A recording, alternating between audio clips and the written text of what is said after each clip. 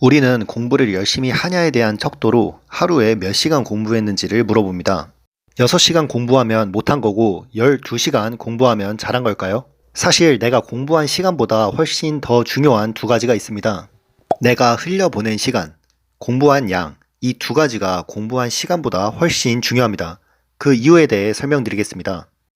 첫 번째, 내가 흘려보낸 시간입니다. 단순히 공부하지 않은 시간을 흘려보낸 시간이라고 하지 않습니다. 샤워를 하거나 학원으로, 집으로 이동하는 시간이나 밥을 먹는 시간은 공부를 하지 않더라도 하루 중 반드시 해야 할 일이니 그 시간을 흘려보냈다라고 할 수는 없으니까요. 문제는 쉬는 시간입니다. 물론 쉬는 시간도 필수입니다.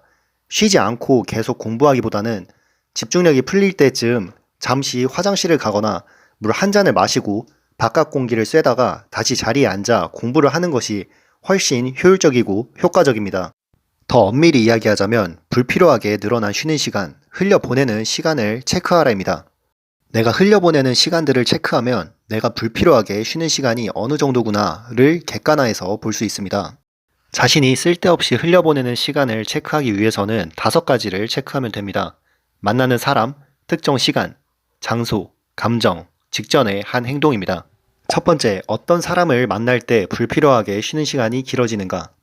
A라는 친구만 만나면 독서실에서 나와 수다를 1시간 이상 떤다고 가정해 보겠습니다.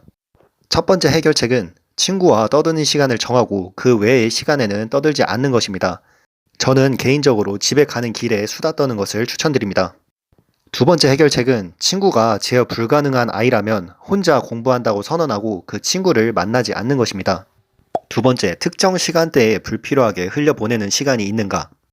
예를 들어 오전 10시만 되면 잡생각이 많이 난다고 가정해 보겠습니다. 첫 번째 해결책으로는 오전 10시에 미리 할 일을 정해서 잡생각을 할 틈을 주지 않는 것입니다. 두 번째 해결책으로는 공부 시작 시간에 변화를 주거나 공부에 변화를 주는 것입니다.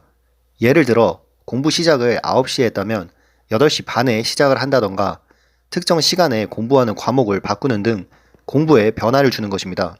세 번째, 어디에서 공부하고 있는가? 특정한 시간에 어떤 장소에서 공부하는 것이 좋은지 직접 경험하고 그 시간, 그 장소에서 공부하는 것이 가장 좋습니다. 예를 들어 학원에서 수업을 듣고 난 뒤 학원에서 자습하는 것보다 독서실에서 공부하는 것이 학원에서 배운 내용 복습에 더 집중할 수 있다면 학원에서 수업이 끝나자마자 독서실로 가야 합니다. 또 독서실에서 하루 동안 공부한 내용을 다 정리하고 집에 가서 자는 것보다 독서실에서 공부하고 난 뒤 집에서 하루 전체 공부 내용을 복습하는 시간을 가지는 것이 자신에게 더 효과적이라면 그 학생은 집에 돌아와서 최종 복습하는 자신의 방이 가장 효과적인 공부 장소가 됩니다. 이렇게 자신만의 시간대에 맞는 최적의 공부 장소를 찾아 루틴화 시키는 것이 중요합니다. 네 번째, 어떤 감정일 때 쉬는 시간이 길어지는가? 첫 번째 예로 부모님한테 잔소리를 듣고 기분이 나쁜 경우를 들겠습니다. 첫 번째 해결책입니다. 부모님의 잔소리 속에 진실만 뽑아 생각합니다. 예를 들어 공부를 많이 안 한다고 뭐라고 하시는데 사실이 아니라면 아닌데 객관적으로 열심히 하는데 하면서 넘기는 것이 좋습니다. 사실이 아니니 받아들일 진실이 없기 때문이고 상처받기를 거부하면 상처받지 않기 때문입니다. 하지만 만약 정말 자신이 공부를 많이 안 한 것이 사실이라면 그치, 엄마 말이 맞지, 공부 시간 늘려야지 라고 생각하면 됩니다. 말 속에 있는 감정까지 받아들이지 않는 연습을 해야 합니다. 두 번째 해결책입니다. 부모님과의 접촉 시간을 줄이는 것입니다. 피할 수 있으면 피하는 것입니다. 이거 너무 불효메타 아니에요? 라고 할 수 있지만 만약 부모님의 불필요한 잔소리로 학생의 성적이 떨어지면 학생은 부모님을 원망하고 부모님은 미안해하거나 오히려 더 뻔뻔하게 학생의 실력을 깎아내릴 것입니다. 이렇게 중요한 시기에는 차라리 만날 때마다 잔소리로 공부 멘탈을 흔든다면 부모님과의 접촉 시간도 줄여야 하는 것이 서로에게 좋습니다. 두 번째 예로는 공부를 시작해야 하는데 하기 싫은 감정이 들 때를 예로 들겠습니다. 이럴 때는 가장 작은 단위의 목표를 설정하고 실행하면 됩니다.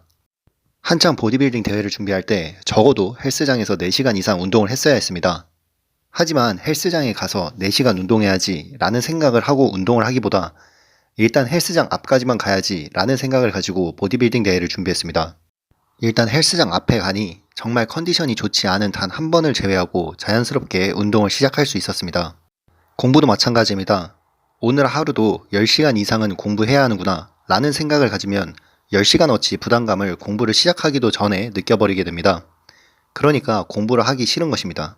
자기 전에 미리 아침에 공부할 것을 세팅해두고 일단 책상에 앉아서 한 문제를 푸는 것을 목표로 시작한다면 어느새 자신도 모르는 사이에 적어도 10문제 이상은 푸는 자신을 볼 수 있을 것입니다. 5번째, 그 전에 한 행동이 무엇인가? 그 전에 행동한 것이 나의 행동, 감정의 습관 원인일 수도 있습니다. 첫 번째 예로 웹툰을 보기 시작하면 공부를 하기 싫어지고 괜히 웹툰 정주행하는 경우를 들겠습니다. 첫 번째 해결책으로는 웹툰 자체를 보지 않는 것입니다. 웹툰을 보는 이유가 공부로부터 잠시 한숨을 돌리기 위해서 한 행동이었다면 웹툰을 보지 않는 대신 공원 한 바퀴를 돌고 오는 행동 등으로 올바르게 대체할 수 있습니다. 만약 웹툰이 아닌 유튜브를 보는 것과 같이 다른 대체 행동이 똑같은 결과를 초래해서는 안 됩니다. 두 번째 해결책은 웹툰 보는 시간을 오직 이동 시간으로만 한정짓는 것입니다. 웹툰을 볼 수 있는 시간, 장소에 제한을 두는 것입니다. 이렇게 되면 웹툰을 보더라도 정주행을 할 수가 없고 스트레스도 풀 수 있어서 좋습니다. 두 번째 예로는 점심을 먹고 책상에 앉아 낮잠을 자는 경우를 들겠습니다. 점심을 먹고 난 직후 책상에 앉아 급격히 졸리게 된다면 해결책으로는 점심을 먹고 난 뒤 10분간 바람을 쐬고 잠이 깨면 책상에 앉아 공부를 시작하면 됩니다. 이렇게 내가 흘려보낸 시간들이 얼마나 많은지, 그 원인이 무엇이고 해결 방법은 무엇인지 곰곰이 생각하고 시간을 흘리지 않도록 노력해야 합니다. 공부 시간보다 중요한 두 번째는 바로 공부한 양입니다. 공부한 시간을 체크하는 이유는 공부한 양을 간접적으로 알기 위해서입니다. 시험이 우리에게 요구하는 것은 얼마나 빈틈없이 준비했느냐 하지 얼마나 공부를 오래 했느냐가 아닙니다. 공부 시간은 공부한 양을 채워가는 과정에서 저절로 따라오는 것입니다. 올바른 방식으로 숙달, 반복하여 응용이 가능해지려면 엄청난 공부량이 요구됩니다. 공부 이해도 증가, 공부 효율성 증가 등 체크해야 하는 것이 많지만 가장 기본이 되고 중요한 것은 결국 공부량, 공부한 양의 증가 이 두 가지입니다.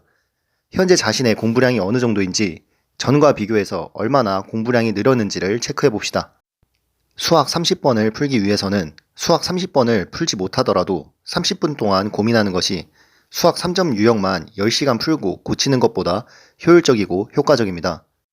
내가 지금 보완해야 하는 부분에 시간을 쏟아 실질적인 내 공부 실력을 높이는 데 집중하는지 내가 공부한다는 느낌을 받아 안심하고 싶기 때문에 공부 시간만 늘리는 것이 아닌지 스스로에게 물어보시기 바랍니다.